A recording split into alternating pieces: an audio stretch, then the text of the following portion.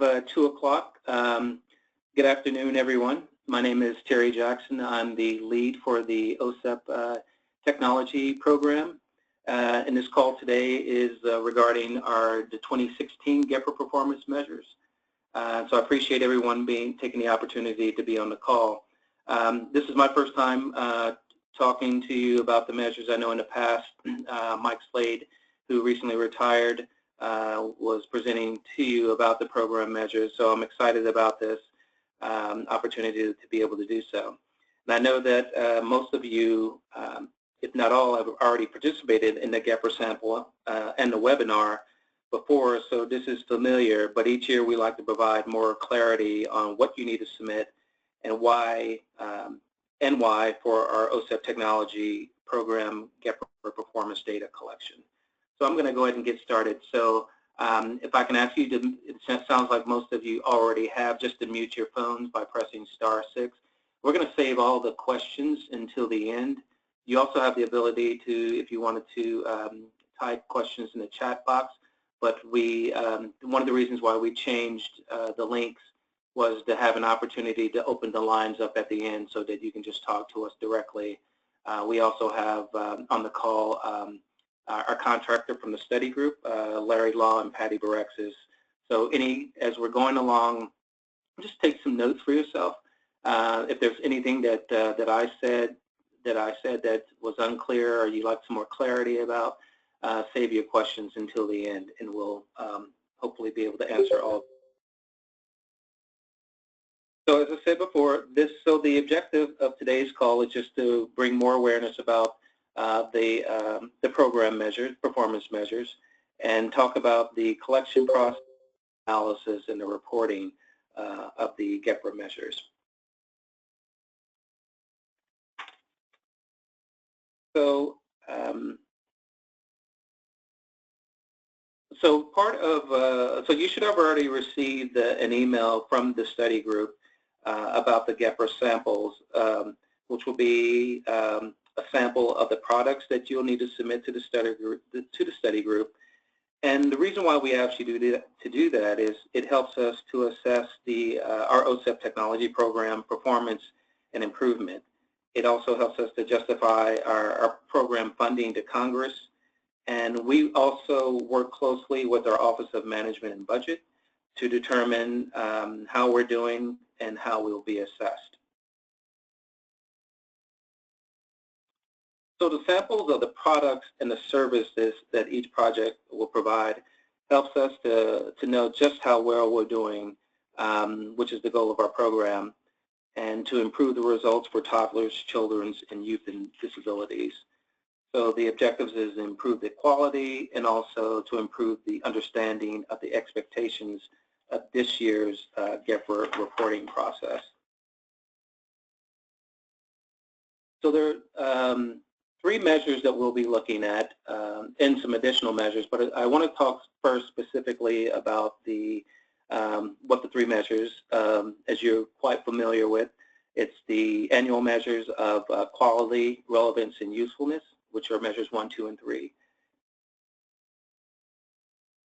And what we'll be asking you for your samples of are the products and services.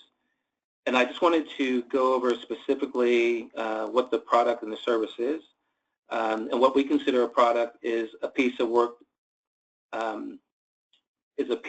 in tangible or electronic form developed and disseminated by our OSEP funded projects to inform a specific audience on a topic relevant to improvement for outcomes for children with disabilities. And a service is the work performed by the projects to provide information or assistance to a specific audience on a topic relevant to the program.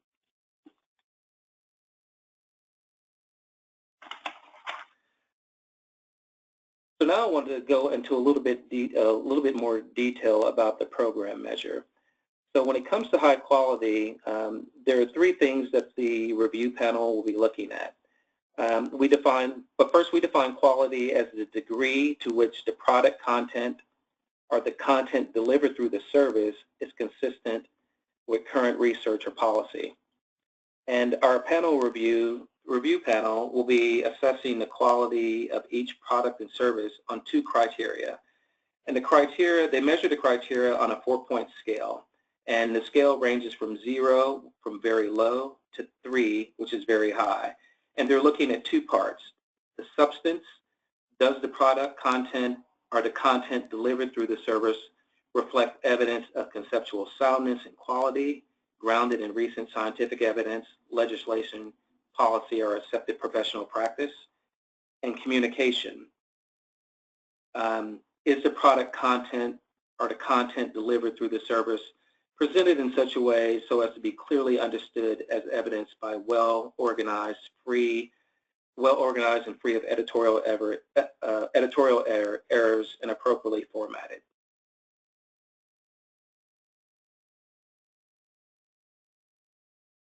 With relevance, we're defining relevance as the degree to which the product content or the content delivered through the service addresses current educational problems or issues. So again, the review panel will individually assess the relevance of each product and service on 3 criteria, and those are need, pertinence, and reach. And you can see what the definitions are there, so I'm not going to read those verbatim. And again, the review panel will be rating the need, pertinence, and reach for the relevance on a 4-point scale, from again, from 0 to 3, 0 being very low to 3 very high.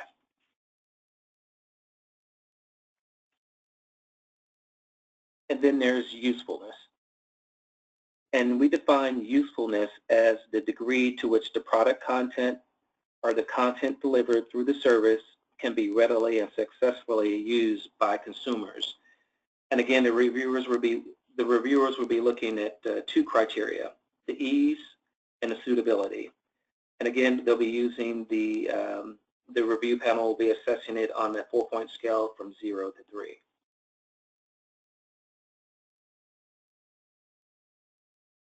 Now, along with the quality, the relevance, and the usefulness, the review panel will also be assessing 3 additional resources, and those are the federal cost per unit of accessible educational materials, the federal cost per unit of video description, and the federal cost per unit of accessible educational materials from the NIMAC.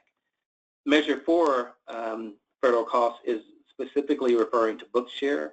Measure 5 is specifically referring to our media projects, and Measure 6 is specifically referring to the NIMAC project.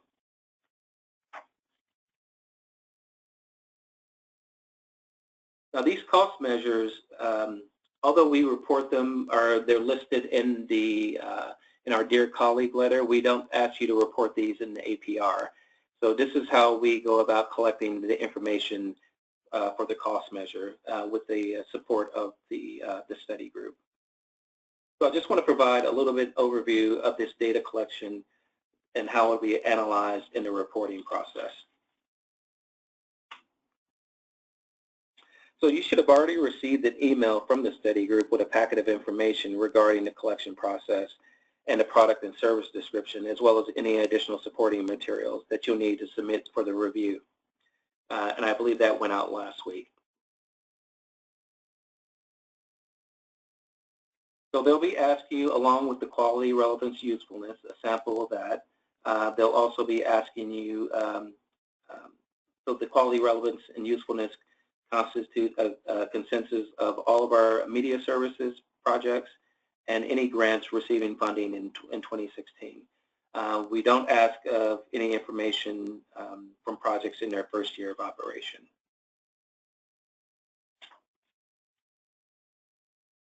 So on to the collection methodology, or continuation with the collection methodology.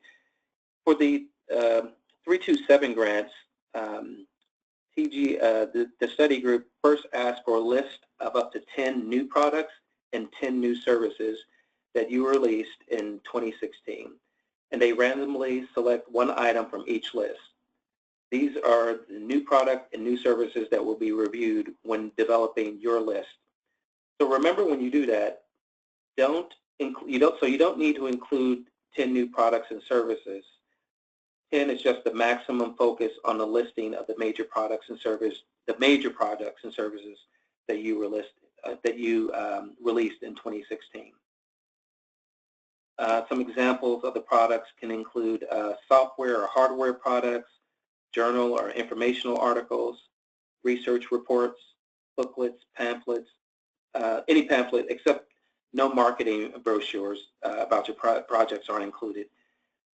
Any web-based instructional materials, manuals, DVDs, CDs, or PowerPoint presentations. Some examples of services can include conducting training or technical assistance, providing captioning, video description, Braille or other accessible formatting of text or media, leading and convening informational meetings, responding to inquiries from a targeted population.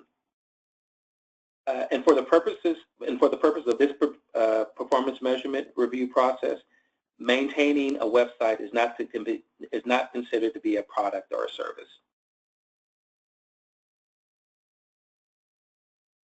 So a little bit about the description guides. The media product, new product, and new service description guides that TSG provided you are very important to this review process. They really need your close attention and time. The guides in the description guide, they're the primary source of information consulted by that the expert review panel consults in making their quality, relevance, and usefulness. And although you have the option to submit supporting materials along with each guide, the panelists are not required to read through these materials in their entirety. So it's very important to you to complete detailed and clear guides, because it really makes it easier for the expert review panel to rate product and service quality, the relevance, and the usefulness. If the guides aren't complete, you can't expect the panelists to spend a substantial amount of time in seeking out the information they need from your supporting materials. So make sure all of that information is there and detailed and clear. The study group also provided a tip sheet for you, and this was a set of tips that will help you to complete the guide that can be useful. You should have already received a copy to consult when you're developing your guide. And keep in mind too that the study group, as always, I'm sure all of you had experience with them in the past, are very helpful. And so they're willing to have conversation with you about this task and to review any drafts that if you want them to review a draft before you submit your final, they'll be more than happy to look at any drafts that you might have. So regarding the data analysis, so there are two expert panels that review your data. And those two panels are the ETech stakeholder panel, and then there's the science expert panel.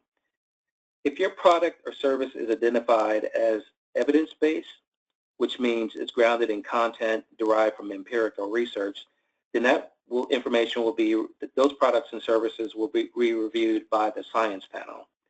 If you identify your product or service as policy-based, which means it's grounded in statute, regulation, or policy guidance, then the ETech stakeholder panel will review that data.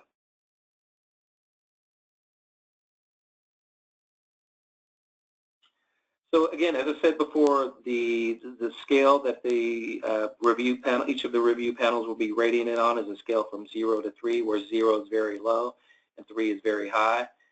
But across all the criteria, what's considered high quality or high relevance or high usefulness will be rated at a 6 or higher, and that's combined of all three of those.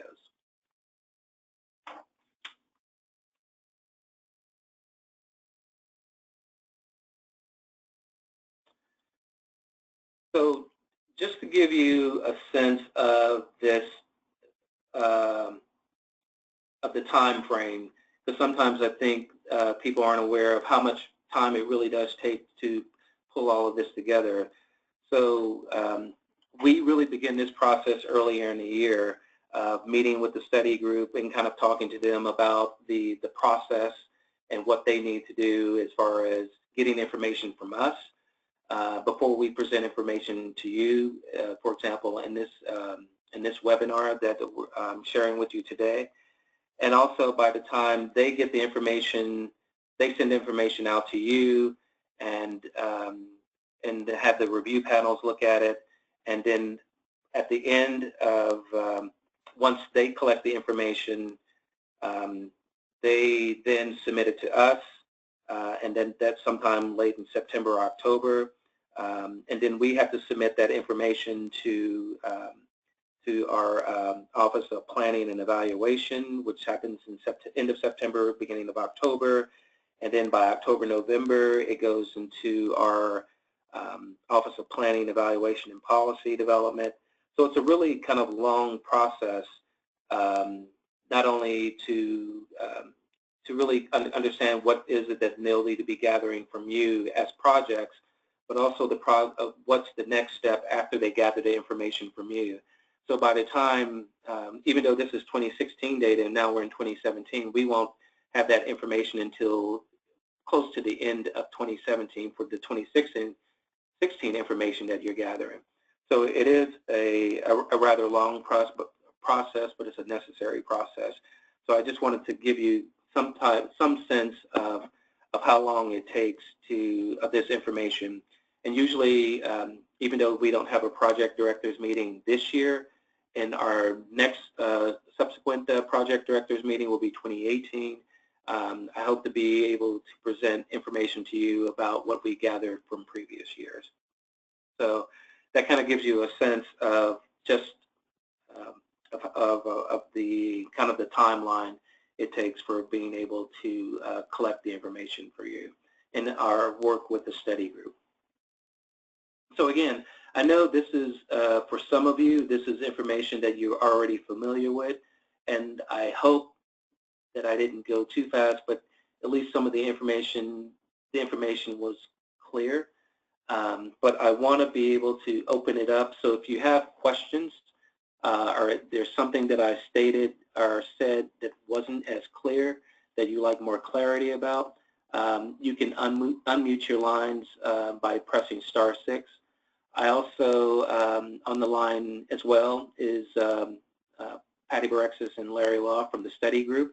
So if you have any questions at all, and again, as I stated before, if you have any questions, they're more than happy to entertain any questions that you might have, or if you want to submit a draft ahead of time and get feedback from them, they're more than happy to do that as well, because they're very, and not only us, but they're very invested in making sure that you submit the information, high quality information, and making sure that to be able to answer any questions that you might have. So if anyone has any questions, this is the time to do so. You can just press *6 and ask a question.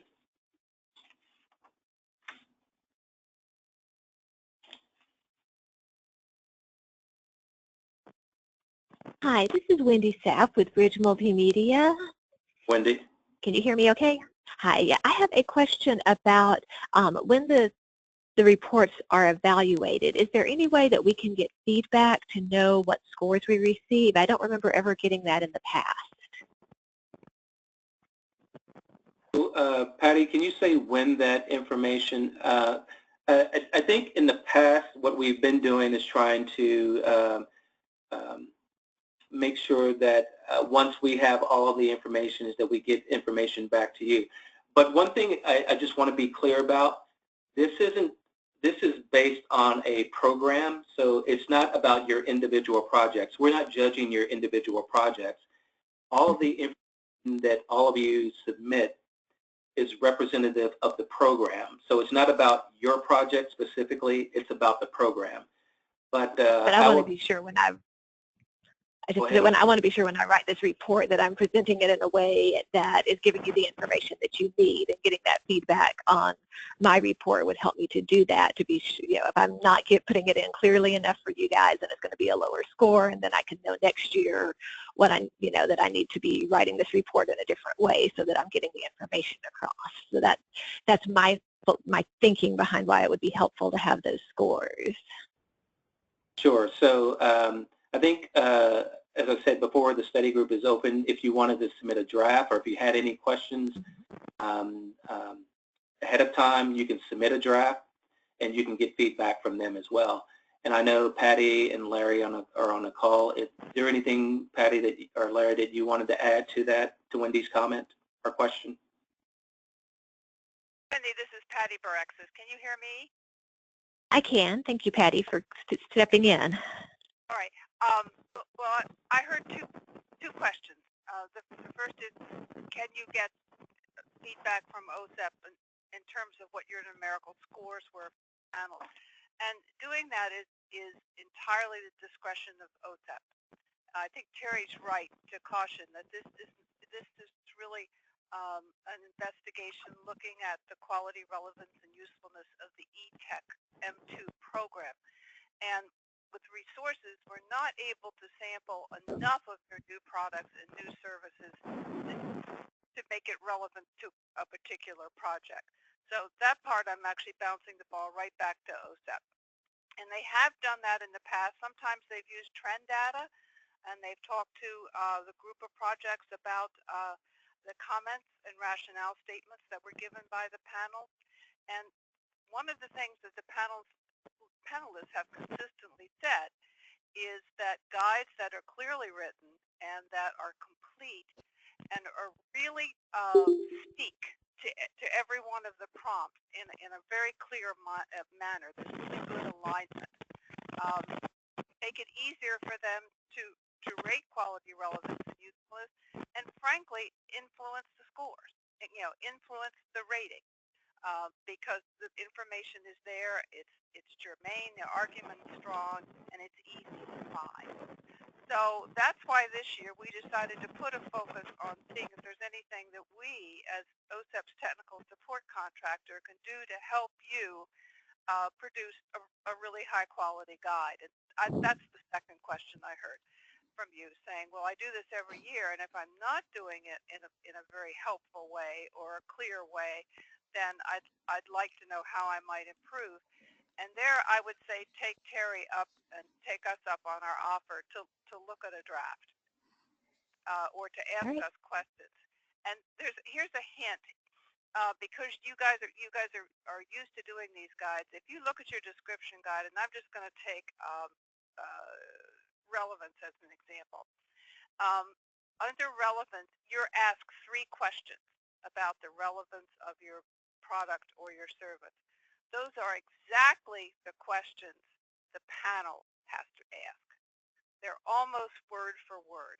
So when you're writing the responses to those 3 items or prompts under relevance, put yourself in the position of a panelist, because frankly these panelists are your peers, they're your colleagues from throughout your community, and put yourself in their position because you've been on that side of the fence, and say, okay, what is I really want to tell this reviewer about my product or service?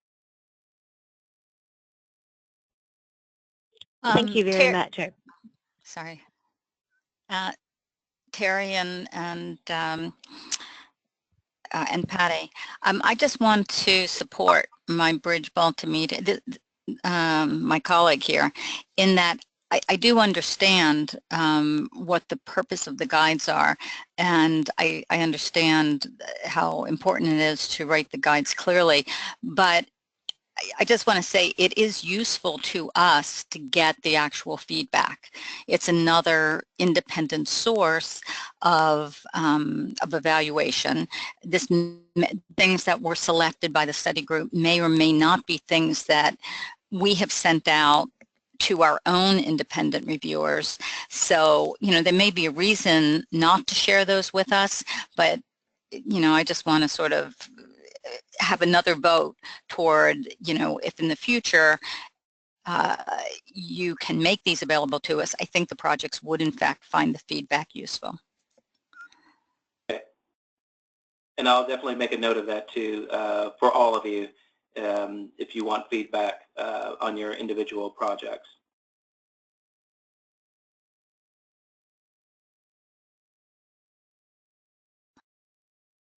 Anyone else have a question or something that they would like clarified? But I do want to emphasize, I think, and Patty just said it, the ratings is really, I think, are very clear about how the panel reviews will be rating your products and services. That it asked I think the question, particularly for like relevance, the need, pertinence, and reach, and the definition for it is pretty clear. So again, take them up if you have any concerns about when you write your first draft and you're uncertain about something, taking them up on their offer to review a draft.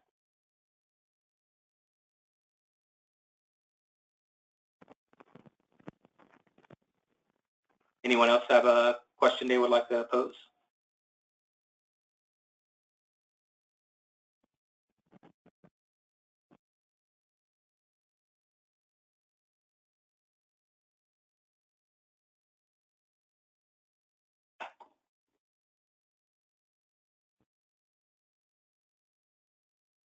Okay. Again, if you do have a question, if you think about something later, you can either send your question to me or to Patty, and we'll make sure we get back to you. And I'm also making a note too of making a point for those who would like some feedback on their individual the individual projects. If you like feedback, we'll make sure that we do something to make that happen.